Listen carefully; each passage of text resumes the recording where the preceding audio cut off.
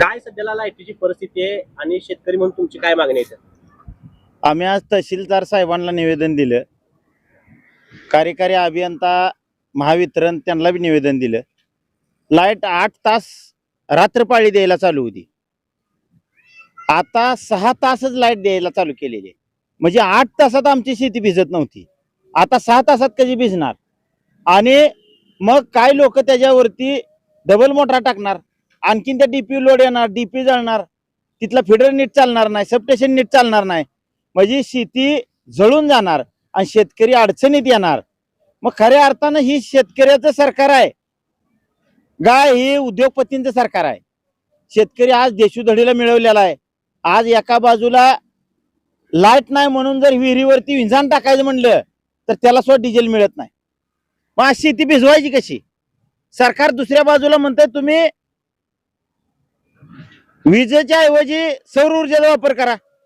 सौर ऊर्जा ज्या वेळेला आपल्या विहिरीवर किंवा बोरवर बसवली, दुसऱ्या बाजूला सरकार म्हणतंय ड्रीपवर तुम्ही शेती घ्या, आणि सौर ऊर्जा ड्रीपला चालू केलं की मोटर बंद पडते. मग ती भिजणार कशी शेती? म्हणजे सौर ऊर्जा योजना सुद्धा फेल गेलेली योजना आहे. ही शेतकऱ्यांना येड्यात काढायचा धंदा आहे. ती सकाळी चालत नाही, ती दिवस आता ह्या 4च्या टायमिंगला चालत नाही, ती फक्त 12 ते 3 याच दरम्यान चालते. नदीवरून 10,000 फूट पाईपलाईन आहे, ती चालत नाही. उजनीवरून 5,000 फूट पाईपलाईन आहे, सौर ऊर्जा चालत नाही. म्हणजे शेतकऱ्याला देशोधडीला मिळवायचं आहे. एका बाजूला आज ऊस जाऊन 5-5 महिने झाले बिलं नाही, ती कांद्याला दर नाही, शेती कुठलं काय पिकवल त्याला दर नाही. मग शेतकऱ्याच्या वारंवार दिवस आत्महत्या वाढायला लागल्या. विदर्भ मराठवाड्यातली आत्महत्या आता पश्चिम महाराष्ट्रात लोण आले. एवढी वाईट अवस्था आहे, तरी सरकारचं इकडे लक्ष नाही, लोकप्रतिनिधीचं लक्ष नाही, इथल्या खासदारांचं लक्ष नाही. आज कुठलंही सबस्टेशन नीट चालत नाही. मग आज हे चालवते ती नेमकं काय? कुठला अधिकारी गांभीर्यानं घेत नाही. आज आम्ही तहसीलदार साहेबांना निवेदन दिलं, तहसीलदार साहेबांना विनंती केली की महावितरणच्या अधिकाऱ्यांना बोला. तहसीलदार साहेबांनी सुद्धा दुर्लक्ष केलं. आज महावितरणच्या अधिकाऱ्याला बोललो की ते शासनाचा असा आदेश आहे. म्हणजे प्रत्येकानं चेंडू करायचा आणि ढकलून द्यायचं, आणि मग शेतकरी जर नाही जागला तर देश कसा जगणार आहे? एवढी वाईट अवस्था शेतकऱ्याची करून ठेवलेली आहे. त्याच्या आधी पण तुम्ही पत्रव्यवहार बऱ्याच वेळा केले लाईटीच्या संदर्भात. गेल्या आठवड्यामध्ये पण तुम्ही पत्रव्यवहार केला. कुर्टी गावासारख्या एका मोठ्या गावानं रस्ता रोकोचं आंदोलन केलं होतं. एवढं सगळं करून पण काहीच परिणाम झाला नाही. ही अधिकारी गेंड्याच्या कातड्याच्या अवलादी द्या, ह्यांना पंख्याखाली बसून पगार येतोय. त्यामुळे ही आणि लोकप्रतिनिधी आणि खासदार आमदार ही त्यांना पाठीशी घातले यांनी, ही दूषित ह्यात. त्यामुळे ही सगळी मिली भगत आहे. सामान्य माणसाचा आवाज उठवायला माणूस शिल्लक राहिला नाही. त्याचं कोण दुखणं ऐकून घ्यायला सुद्धा तयार नाही. त्यामुळे ही अशी अवस्था होऊन बसलेली आहे.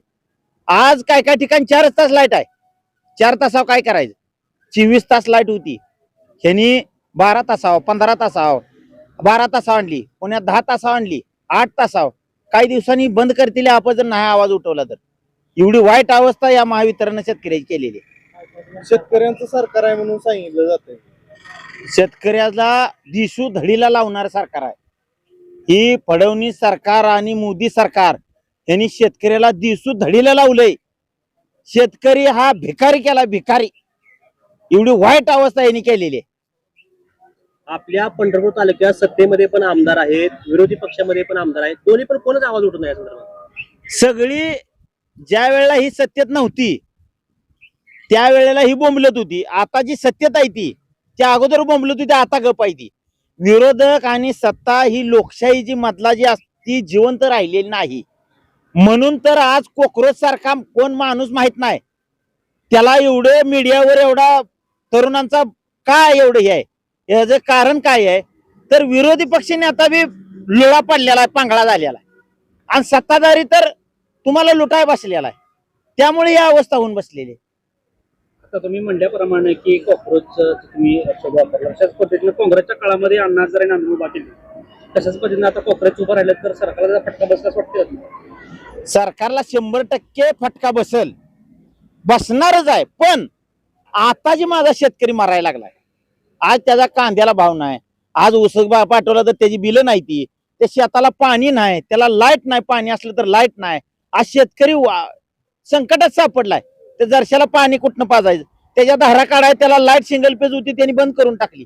पंखा सुद्धा फिरे नाही, कुटी चाल नाही, धारा काढाय मशनी चाल नाही त्या. म्हणजे तुम्ही म्हणताय जोडधंदा करा, दुग्ध व्यवसाय करा आणि दुसऱ्या बाजूला बंद करून टाकताय लाईट. कसा करणार कसा? म्हणजे पुढे 5ची पकवान ताट वाढून ठेवायचं आणि तोंडाला मुसकं घालून काठी घेऊन उभा राहायचं. या अशा अवलादीचं ही सरकार आहे. सरकार असं का करतात वाटतं? सरकारला लोक अशीच लाचार बनवायची. ती मताच्या आदल्या दिवशी 1000-500ची नोट दाखवली की त्यांनी मतदान केलं पाहिजे, कारण त्यांना स्वाभिमानानं जगली नाही ती पाहिजे. ती अशी गरीब गरीब होत गेली पाहिजे. आणि मग गरीब झालेला माणूस हे कसाही वागला जातो, त्याला काय पैशा पुढे त्याला काहीही कळत नाही. कारण त्याच्या गाडीत पेट्रोल नाही, ती पंढरपूरला जाऊ शकत नाही, त्या घरात टीव्ही नसती, पेपर नसतो, इलेक्ट्रिक मीडिया माध्यम ही काहीच नसते. आणि मग त्यामुळं तो माणसाला काहीच कळत नाही आपण नेमकं कुणाच्या पक्षाचे बटन दाबतोय, ती ज्याचा पैसा येईल तिकडे दाबतोय. अशा पद्धतीमुळं सगळं हे बिघडून गेलेलं आहे गाणं. ह्यांना असंच लाचार आणि भिकारी बनवायचं आहे सामान्य माणसाला.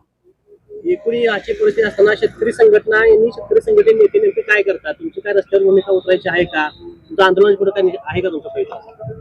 आमचं छत्रपती शिवाजी महाराज चौक ते तहसील कार्यालय ही 1/6/2026 आंदोलन करायचं ठरलेलं आहे. त्या आंदोलनाला सगळ्या शेतकऱ्यांनी हजारोच्या लाखोच्या संख्येने आलं पाहिजे. आणि आपला आवाज कुठं तर उठला तर खऱ्या अर्थानं आपल्याला न्याय मिळणार आहे. आणि जर आपण घरात बसलो तर आपली उभी पिकं डोळे देखत करपून जातील, आपल्या दारातल्या दर्शा काय लागतेल्या, आणि शाळेतली पोरं फी अभावी घरी बसतेली, त्या पोरांवरती आत्महत्या करायची वेळ येईल. त्यांना बायका कोण देणार नाही, ती शेतकऱ्यावर वाईट दिवस येणार आहे.